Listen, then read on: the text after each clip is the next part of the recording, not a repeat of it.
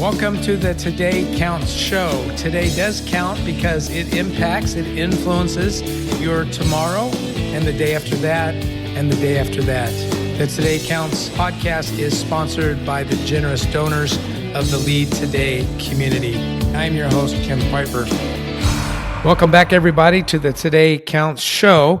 Today, I have with me a co-host. She is our assistant producer, and she's going to kind of share the chair with me, so to speak, with this podcast. So everybody welcome Chase Stinson. Chase, say hello. Hi, thank you so much. I'm super excited for today's podcast. We have a guest that I'm super excited about. Her name is Allison Eide. She's an up-and-coming artist in the world of Christian music. Her new song, Love Who I Am, went viral over the last couple of months, and she recently also just released a new song called Real Life. So we're here to learn a little bit more about her. She likes to talk about themes of mental health, and she was also an athlete. So excited to see what she has to say today. Awesome. Thank you so much. So to get started, I wanted to ask a little bit about your interest in music. So I know that your dad is a musician, so music has been a part of your life for a very long time. Yes. So what kind of encouraged you to pursue music as something of your own growing up? Absolutely. Well, first of all, thank you guys for having me on today. I'm so honored to share about just the music and the journey with Love Who I Am and what's to come. But yeah, growing up, so my dad, he was a worship artist for like 25 years full time. He's now settled and is a pastor at a church. But I grew up touring with him, and it started when I was probably like 6 years old. My older brother Taylor was taking piano lessons, and I was so jealous of him that he got to do it and I couldn't. And I was like, no, if he could take lessons, I should take lessons. So I would like crawl up on the piano and teach myself the songs that he was learning. And then eventually my parents were like, just put her in to lessons. And then, so I started, and literally from the second piano lesson, I fell in love with composing songs. So like creating anything with music, writing, composing on the piano, like poetry, you name it. I just fell in love with it and started writing songs probably at that age. And then when I was growing up, it was just my favorite thing to sing and perform, doing musicals and stuff. And my dad decided to bring me on to one of his shows and bring me on stage. I think I was 11 to sing a song. And literally from that moment singing, I was like, I want to do this for the rest of my life. I love music. It was like somehow this place where all my like creative, chaotic energy had an outlet.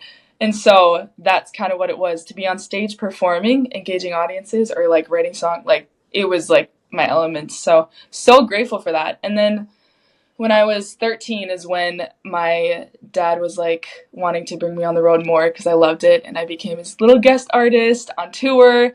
In high school, we would do co-shows together. We would make live records together.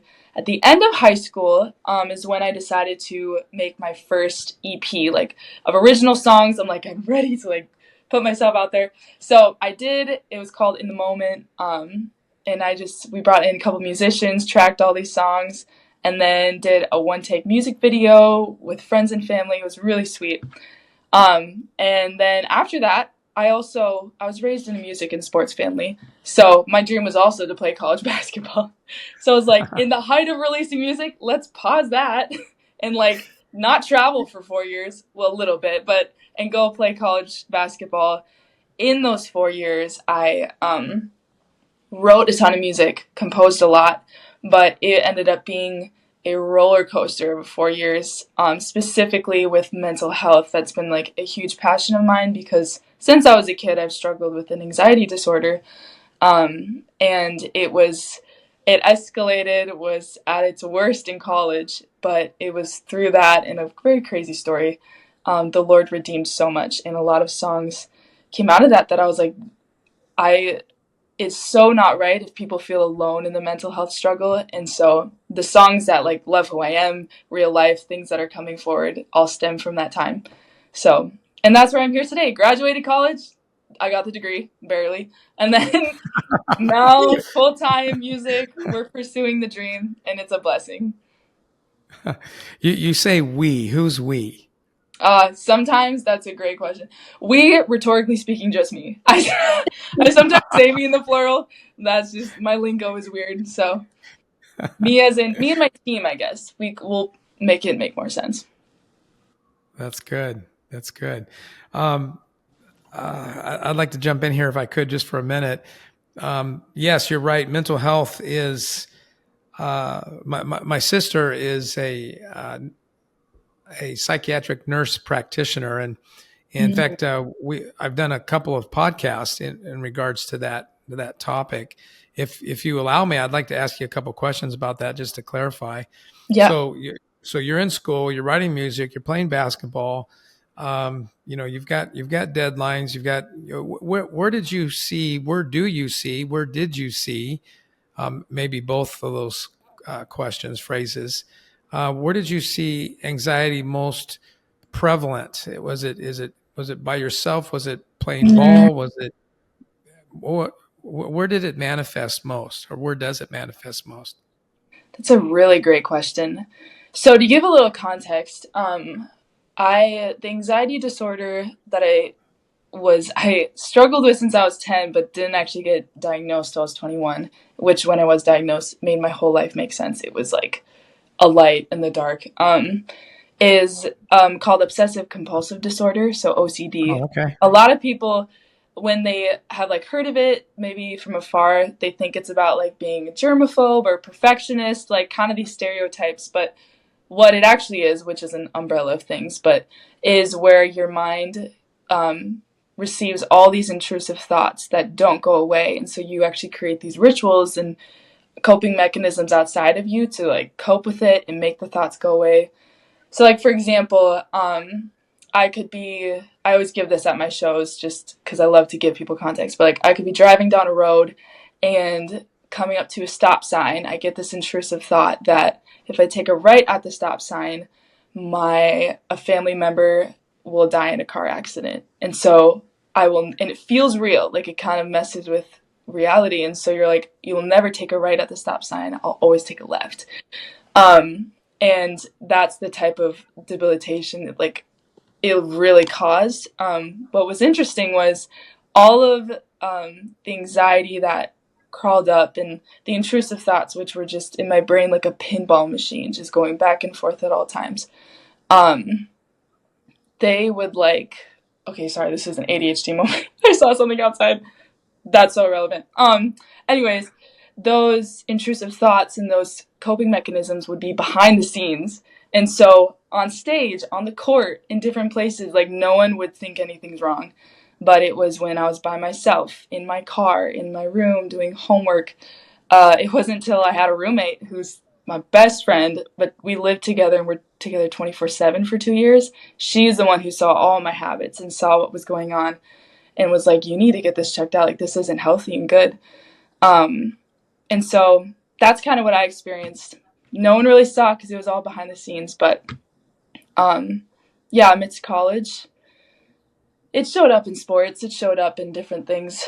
But no one ever saw it really. So if that answers your question. Yeah. All right. So instead of having fear about taking the shot and what happens if you miss the shot, you're saying that sometimes the anxiety would come out in a completely different, unrelated form. Did it sometimes come out in natural or more related form, like having that second thought about taking the shot, or were they mostly kind of like unrelated to the current reality? It would kind of show up like, I'm thinking of examples just to make it tangible. If I had played a game and I only made a certain amount of points, or if um, certain plays happen, I would actually not wear the same socks or the same clothing or it's different things, or I would have Oh, that game. So it would be attached to like very controllable things I had in my world that had nothing to do with the play itself or the whatever happened in the game or practice, but it would show up, yeah, with the clothes I would choose to wear, with how I would do my routine before the game, the way I would, like, I think of times I would be convinced that if I hold my breath walking through this door, that would affect my game. Like, so very irrational, but it was physically painful to not do the rituals, and they would cause a lot of panic. So just really debilitating, but very odd. It's But the goofy rich, what but the happens. yeah, but the rituals would relieve some of that anxiety. They would temporarily to only Right. force the anxiety later. To get through the moment. Yeah, yeah. Yeah. So definitely isn't fun. It's a very busy game up here all the time. Mm-hmm. Mm-hmm. How has that affected writing music? Has that come into play when you're writing music, or is that sort of just like an outlet where you can focus only on music? Yeah. So what's really interesting is I learned later on in college that researching more about OCD and like getting an understanding of it, psychologists found that people who struggle with OCD often are really uber creative or like highly intelligent, not in like they're just super smart, just like very good at like being hyper intelligent in areas. Um, and I realized that all my life since I was a kid, all I wanted to do was that like create stuff because I had this like constant filterless creative energy, and songs were the way that would like be funneled out. And so in my world, I just found that something as debilitating as OCD actually can be made into something beautiful through the way I was just wired. And so while it's like learning how to navigate and not be like a victim to this mental health struggle, it also is something you don't have to like chip away. It's like, wow, it actually is partly how I'm wired, is to just create and to like make endless songs and ideas at all times. And so as plentiful as the intrusive thoughts were, it was also plentiful all these song ideas and like vision and dreams and just concepts I'd create. So if that answers your question, yeah, that's kind of how it affected me.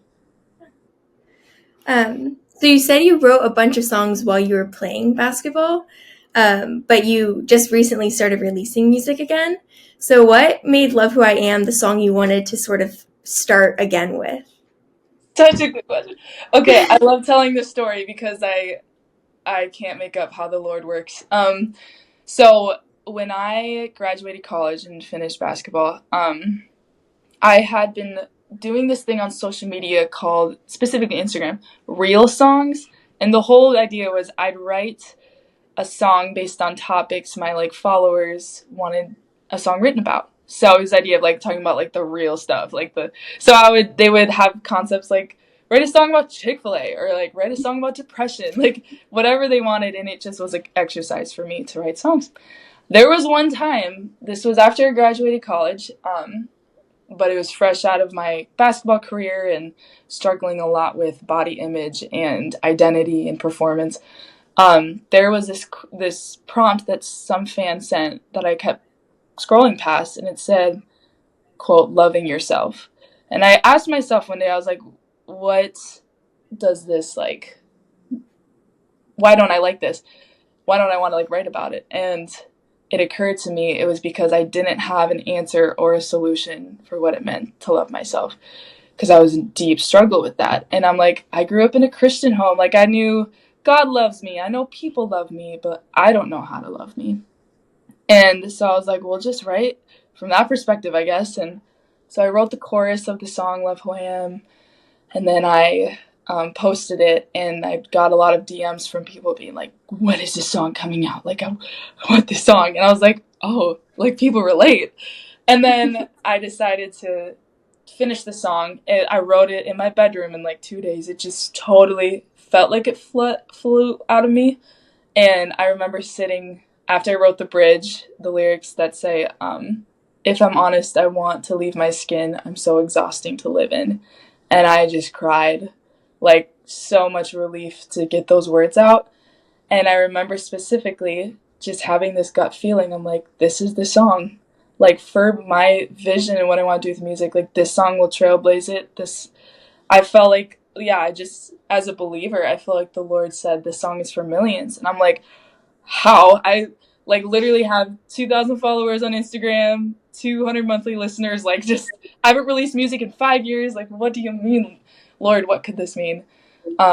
but I was like, okay, we're going to pursue this as the first of a lot of songs, and ended up releasing it last fall, and it went viral. It did its thing, and I just praise the Lord for that. It's all Him. That's so cool. Yeah, Love Who I Am definitely went viral. Personally, when I found the song, I found it for a radio show that I was doing at my school where we play Christian music it was every Friday. And I found the song randomly on Instagram one day when I was just scrolling through Christian artists. Praise. And I remember when I found it was at like 20,000 listens. And so I was like, oh, this is like a new artist. Like, this is so cool. I'm going to get to talk about it on my radio show. And a couple months later, I was showing it to my family, and it was at over 100,000 listens. And I was like, what? Like, what's happening? Like, this is crazy. And then my whole family now listens to this song all the time. So your song is impacting so many people, and that's just so cool. But what has it been like having a song go viral? Like, how did that affect you? I know mentally that probably made you go all over the place. Just what was that like? You're asking good questions. It's been quite an experience. My life has definitely shifted and changed in ways way faster and quicker than I thought. I think the biggest part about it, the part that really wrecked me the most in a good way, like just impacted me, was the amount of stories and DMs of the song encountering people like all over the world. I was like, like my voice, like this song is like inserted into like vulnerable moments with these random people, and to me that was humbling, because I'm like, who am I to like have a voice in their life at all? Like, I don't even know these people at all, but just somehow it was like an honor that every time I read these stories, I was like, I'd cry. I'd be like, this song is like doing what the Lord like shared, like what He said the song was supposed to do. So just a lot of gratefulness and feeling so honored. At the same time, it was the strongest ironic challenge to walk into like this song making, like launching my career, kind of, and then me going, I still can't put my identity in this, but now I kind of want to. Now it's like naturally becoming, oh no, like if I release another song and it does bad, I must be a bad artist, like the spiral. So I think the song simultaneously while blowing up was like speaking to me at the same time. Like, remember, love yourself not through other people's lenses, but the one who made you, the one who created you. Like, He's the one that you need to always see yourself through. So it's ironic, but I cherish each moment. It's been great. That's so cool.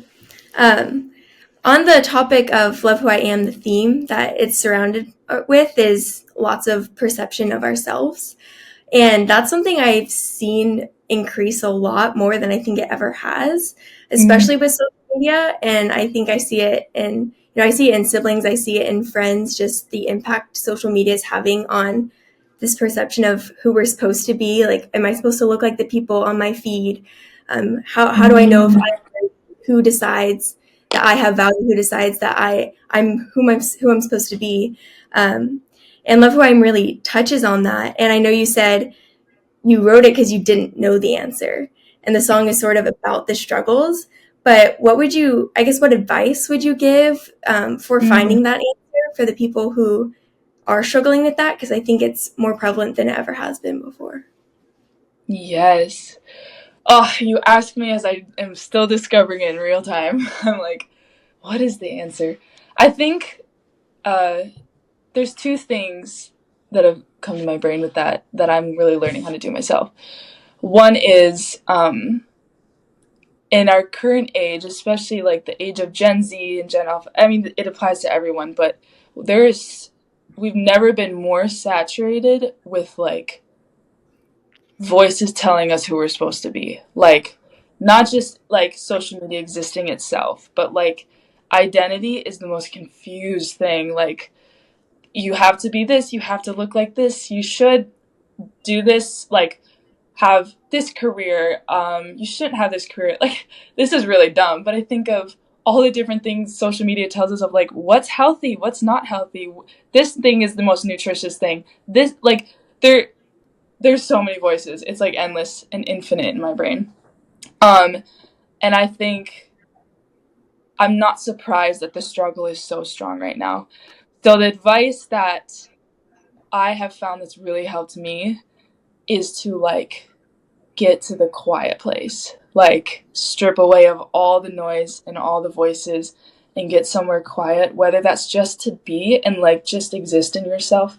But I also believe that's getting just with the word, the Lord in you, and being so okay being a mess in the quiet place.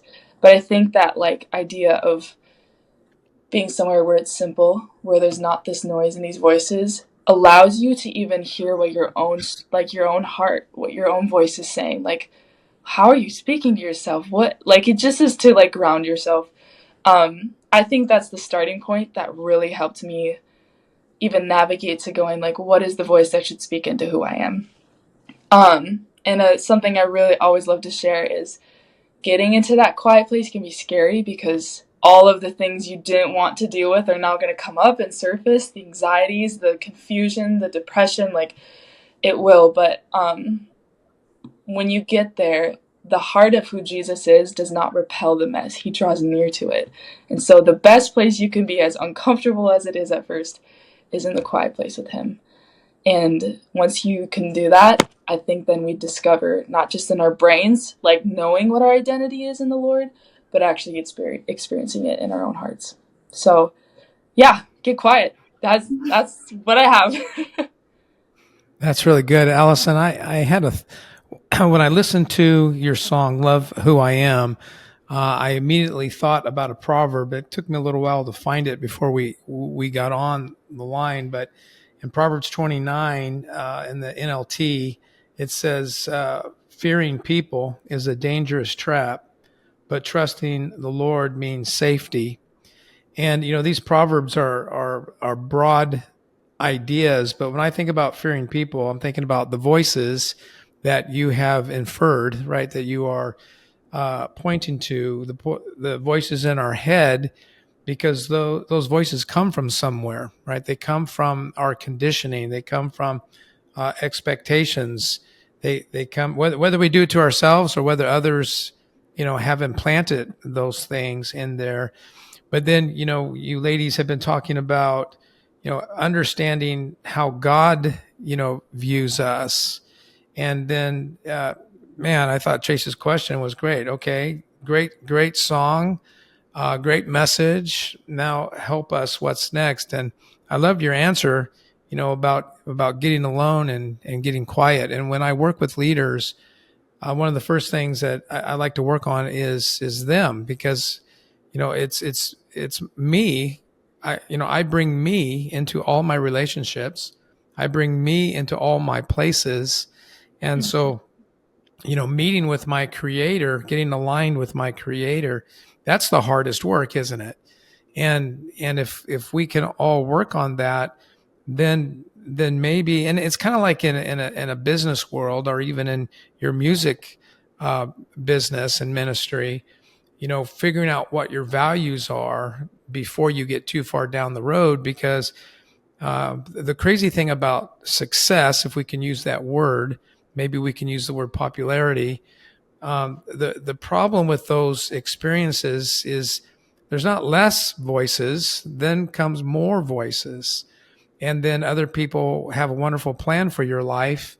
And so I remember when I was a youth pastor many, many years ago, I would try to share with the kids. I said, the more decisions you can make right now in your life about what you believe, what you don't believe, what you'll do, what you won't do, the more you can do that now, the better you'll be at game time. When Mm-hmm. it matters. And it's almost like you can wake yourself up from this dream. How you started this podcast to me is this interview to me was just remarkable. When you were talking about the stop sign, if you take a right there, something bad's going to happen to somebody in your family. For me, that just was like, okay, I'm done. I'm going, golly, and then I start wondering, I remember thinking that if at different times in my life, because there is a reaping and sowing, principle in this life, right? And sometimes I did have thoughts about, well, gosh, if I did that, who's going to be punished because of what I did? So I've thought of those things, but I've never thought about it in as, granular as you have. I Mm-hmm. just wanted to make one more comment and throw this back in Chase's lap. I'm just so excited about what you're doing and want to encourage you to continue to do it. And here's why. In my 64 years of life, I have learned through experience that thoughts become words, thoughts become language, and words and language become flesh. And what I Mm-hmm. mean by that is, for the listener, Scripture teaches us that God spoke things into existence, and then later on through human history, He reintroduces Himself as flesh through Christ, and we and being that we are made in the image and the likeness of God, though we can't do what He does, we are a reflection of that. And good or bad, good thoughts can turn into good words and into good realities.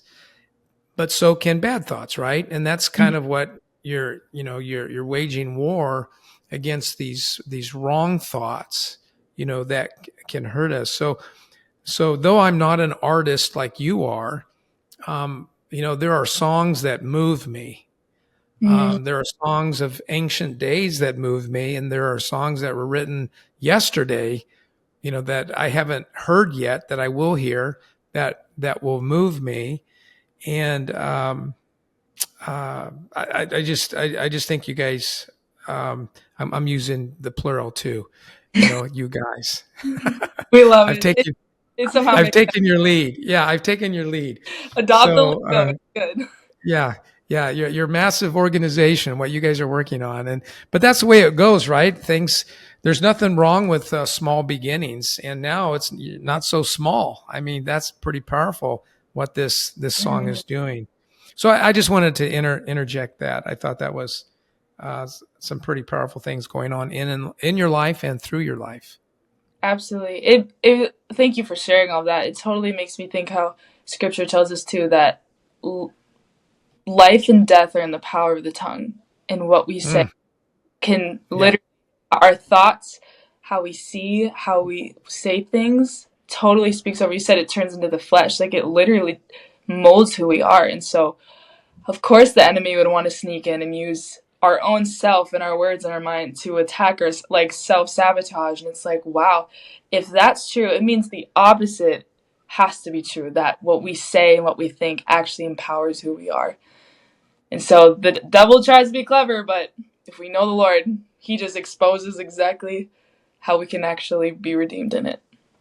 yeah. I think that I think that what we forget sometimes is, let's take my platform. My platform reaches, X amount of people and X amount of situations, but there's a new generation of leadership that is coming up and needs to continue to come up, because you guys are living in the same era, about the same time, and you're talking about the things, and Mm-hmm. you are leading, and you're leading by what I talked about in the earlier part of the podcast. You're aligning yourself to truth. And the funny thing about leading yourself well is that when you lead yourself well, not that you're doing it for this reason, but when you lead yourself well, the weirdest thing is people begin to notice, and Mm. they want to experience what you're experiencing. And so then you begin to be an influence, and then these folks follow you and will support you, and because you had the courage to go, wait a second, and fight back. And like you said, I think what's true of you is also true of Chase, which is also true of me. We were raised in a Christian home, Mm-hmm.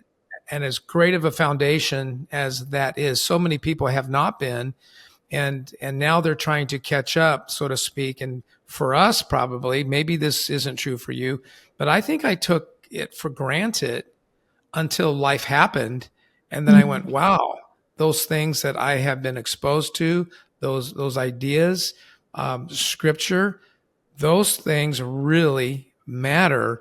And then, there's a personal revival in your own heart and your own mind. But the cool thing is that through all of that, God gives you a voice. And it's a unique voice because this is all about God. It's God's story, but he's writing you into his story. And as he's doing that, he's given you a voice that's unique that he can use today. Mm. Amen. He loves to partner with who he's created. Yeah. Yeah, absolutely. Thinking about like leading in our own lives, as Jim was talking about, and how you say being in a quiet place is sort of the best way to recuperate, to get back with God. Your new song you released, I think, a week ago or so, Real Life, which I also love so much. I love that. I saw on Instagram you were talking about how it was a hard thing for you to release because it felt very vulnerable because it's something you're struggling with. This idea of, for you, it was addiction to a phone, but obviously that could be different things for so many people. Yeah. Mm-hmm. And one of the hardest things I think for people to do is to accept that we struggle sometimes and to come to the realization that there are things that we have to work on. So what inspired you, I guess, to write a song about the thing that you realized, oh, I'm struggling with this, and now I'm going to tell these thousands of people who listen to me that I'm struggling with it? Because one, it's hard enough to come to that understanding, oh, I need to work on this, but two, to share that with so many people. What inspired and pushed you to do that? That is a really good question. And I will tell you in real time, I'm currently a little shaky because I'm like, it's like, there is something that is scary to just expose who you are. And I said this in the Instagram post that you read. I like controlled vulnerability, like being able to put out what I want people to see is vulnerable about me. But then when it's like raw and exposed, and I'm like, okay, when Real Life came out, so this was a week ago, I was currently at a NBA game with my family. We got tickets for Christmas. We're big Timberwolves fans because Minnesota. And while we were at this game, it's still going at like 11 p.m. and it's super loud. And at the same time, my song is releasing. So like this super vulnerable song, Following Love Who I Am.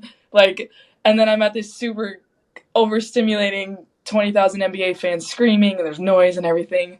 I went to bed that night just like in tears because I was like, my whole life is exposed. I want to hide away. Like, I want to not do this again. Like, just spirally. And I just share that because I like, that's it. That's what it feels like. It is scary. It like absolutely is terrifying to be vulnerable about something.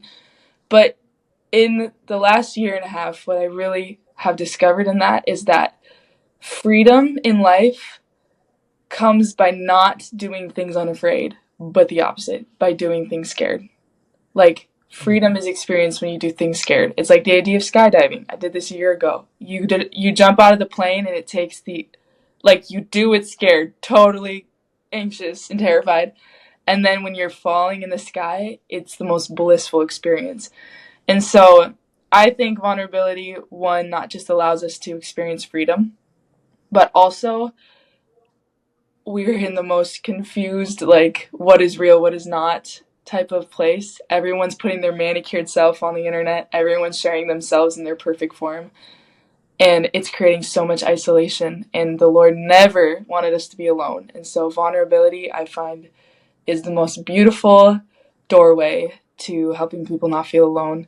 And that's so my heart with my music. I'm like, if I'm going to write a song and put it out there, I want it to be as authentic as it can because it's to help pull people out of isolation and into belonging is what I needed for a long time. And by the grace of the Lord, I did get. But I'm like, if there's millions of people out there who feel isolated and alone in what they're going through, in something that is so common and like so prevalent, like, then gosh, I'll write a song. If that's what it takes, I'll put one out there that can help someone not feel alone. So yeah, vulnerability. That's why I'm like, we're gonna do Real Life next because it scares the heck out of me to release that one. So that's my sign to make that one the next song. That's awesome. I don't know if I would have the guts to do that. So it's very, very cool. And what Yeah, you're doing. I'm not going to do it. So That's okay.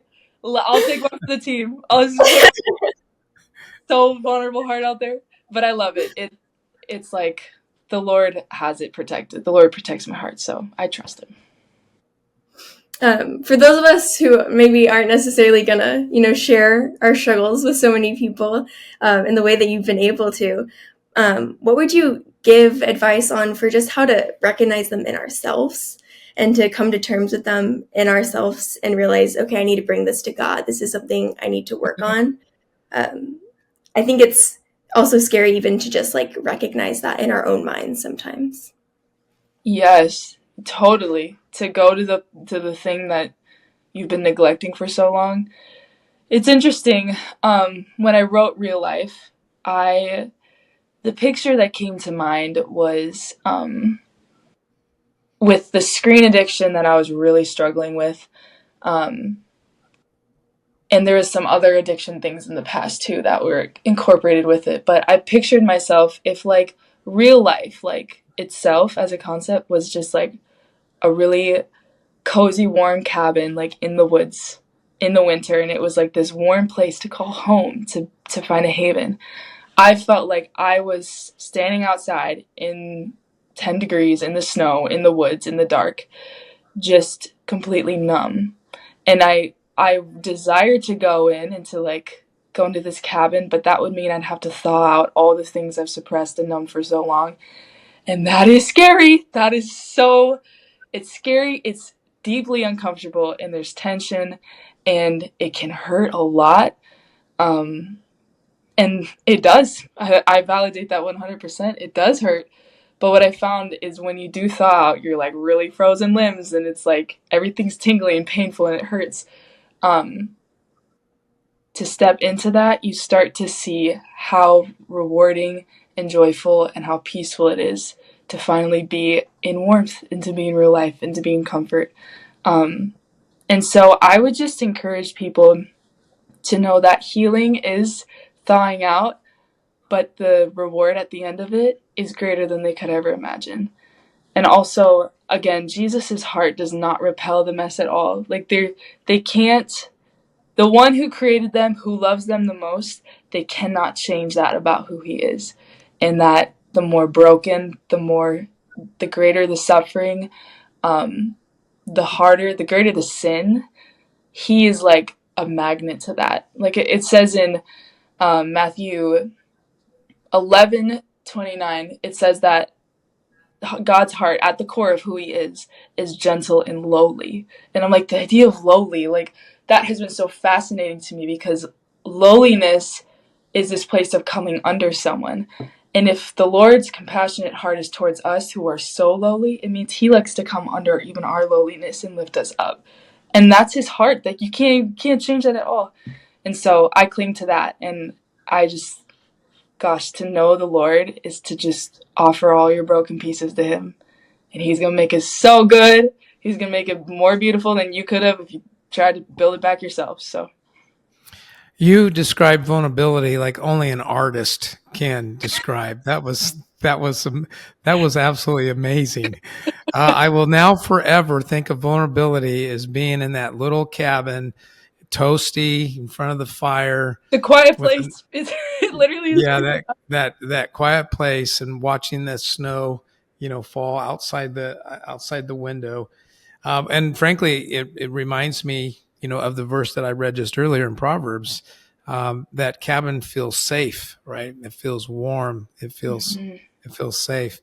I know that Chase probably has some other questions for you, but I wanted to jump in here too. Now, you said this, I think, before I hit the record button.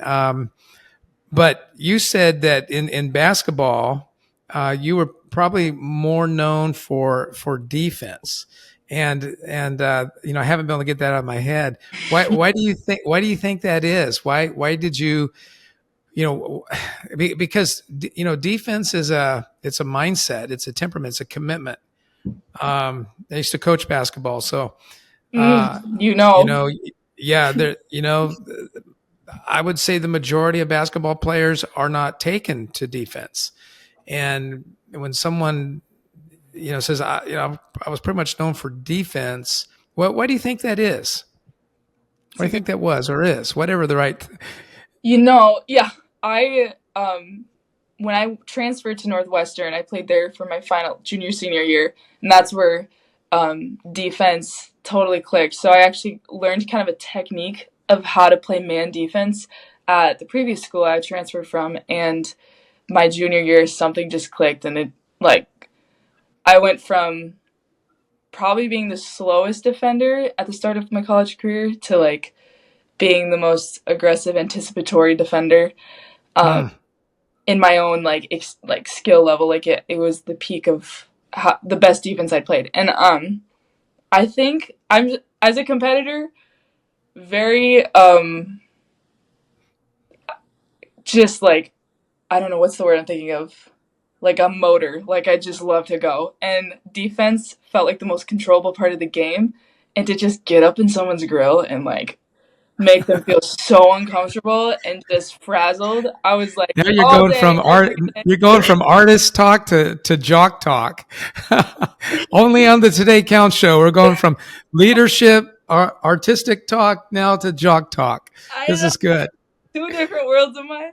I feel that, sorry, it's a little random, but Hannah Montana, the show, I feel like Chase, you know the show.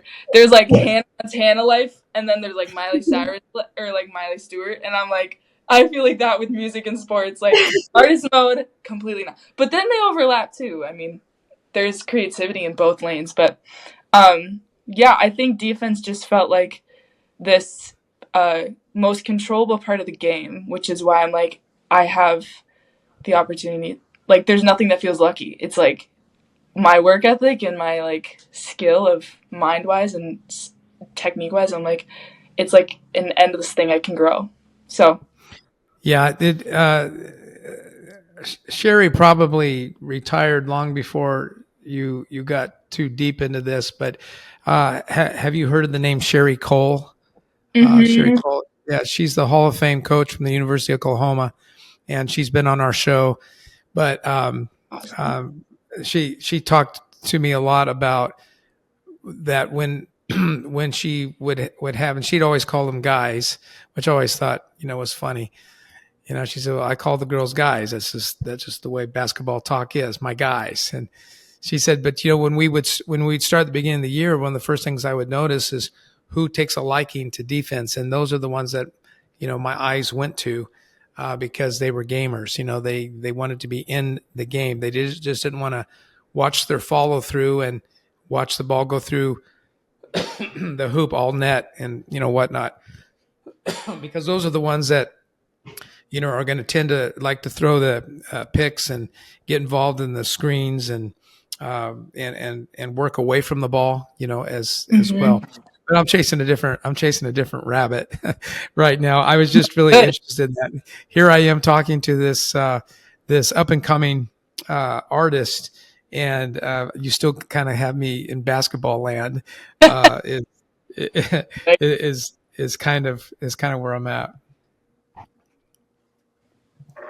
I had a couple other things that I was curious about, because I know music is a big part of your life, but you also have a ministry called Moment Ministries, and I was just curious to hear a little bit more about that, what inspired you to start it, and what you're doing with that. Yes. Moment Ministries is a retreat/camp that we do here in the Twin Cities in Minnesota for middle school and high school girls. And I actually started that in 2018. Also the summer that I released in the Moment EP. So all that kind of was happening right before college. But the whole mission behind this retreat camp experience is to help inspire and equip girls to know their identity in Christ.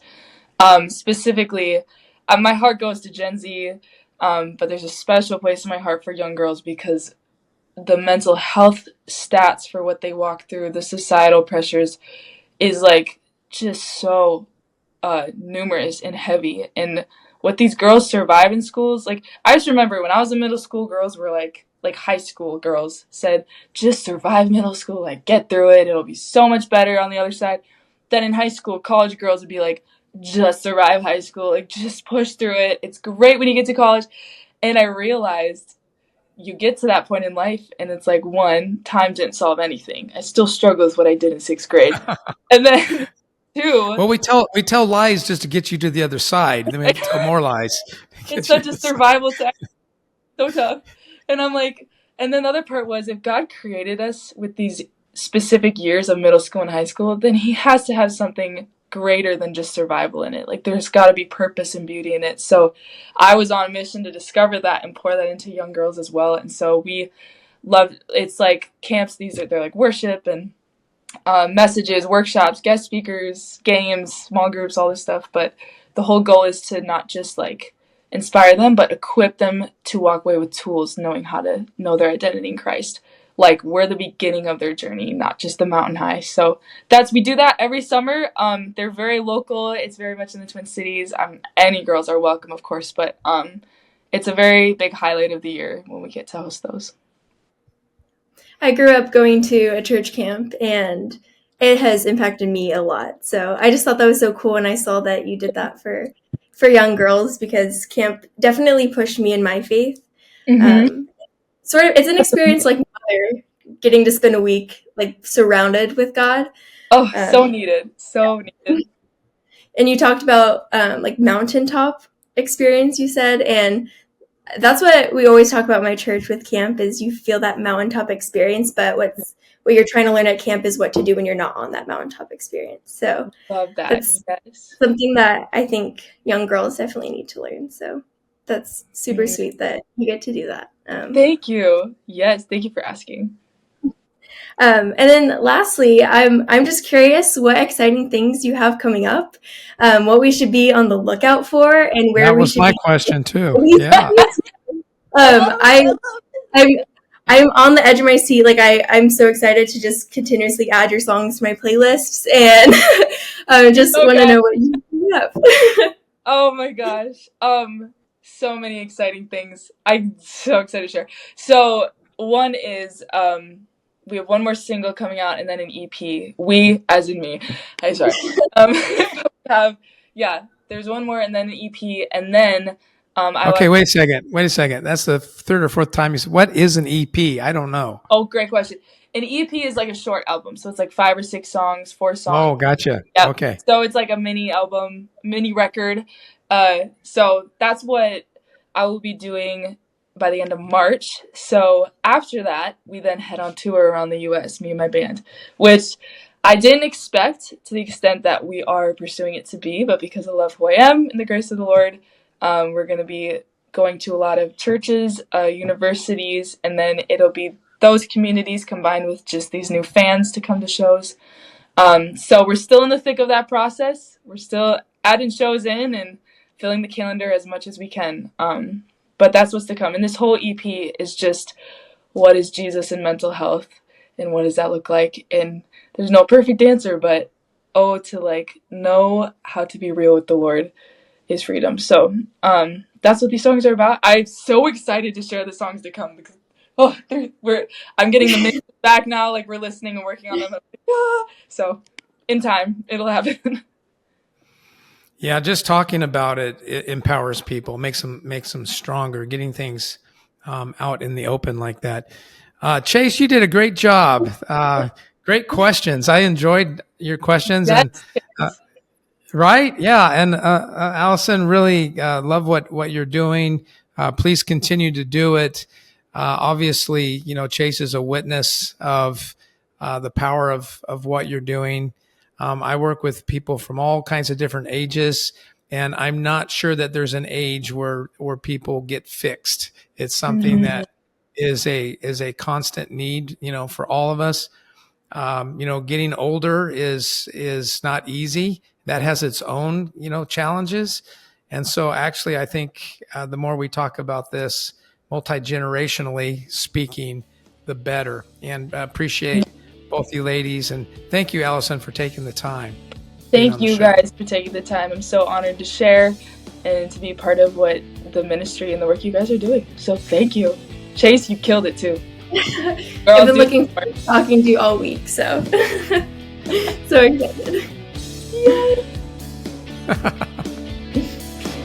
If you're not part of the Lead Today community, let me invite you. Go to leadtodaycommunity.com. That's leadtodaycommunity.com and sign up for Monday Moments. It's a weekly email that will encourage your leadership. Again, thank you for joining us today, and thank you for telling a friend about the Today Counts show.